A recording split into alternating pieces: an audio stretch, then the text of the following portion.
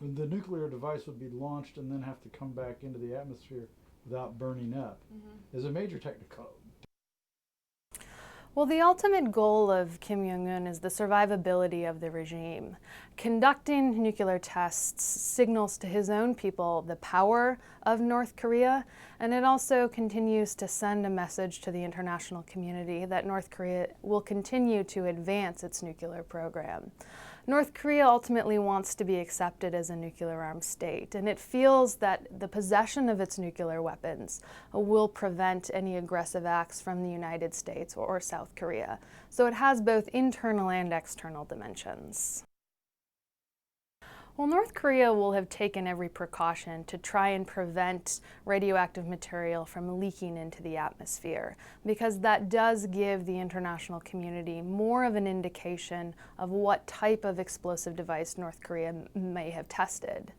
However, it could be weeks or even months until the international community is able to collect these particles and analyze them, if they're able to do so at all.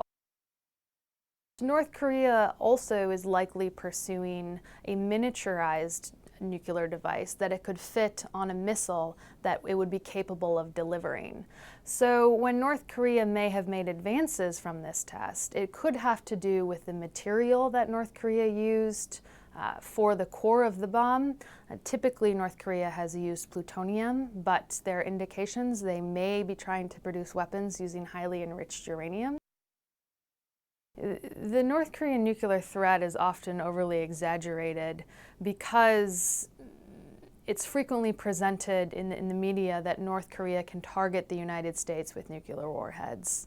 North Korea has not deployed a missile with a sufficient range to target the United States, and there are significant other technical barriers that North Korea would need to overcome, such as ensuring that the warhead could re-enter the atmosphere.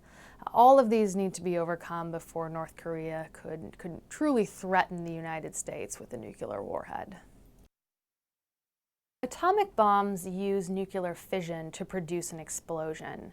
Nuclear fission means that the atoms at the core of a nuclear device are split during the explosion. These devices involve a core of highly enriched uranium or plutonium. Hydrogen bombs are a more advanced design that are significantly more powerful. It could almost be described as a bomb inside of a bomb. Initially, there is a fission reaction, meaning that the atoms start to split. But then there is a secondary explosive that causes the atoms to then fuse together, hence the idea of a fusion reaction. And that is what creates a significantly more powerful explosion. The fusion element often involves hydrogen, and that's why it's often referred to as a hydrogen bomb.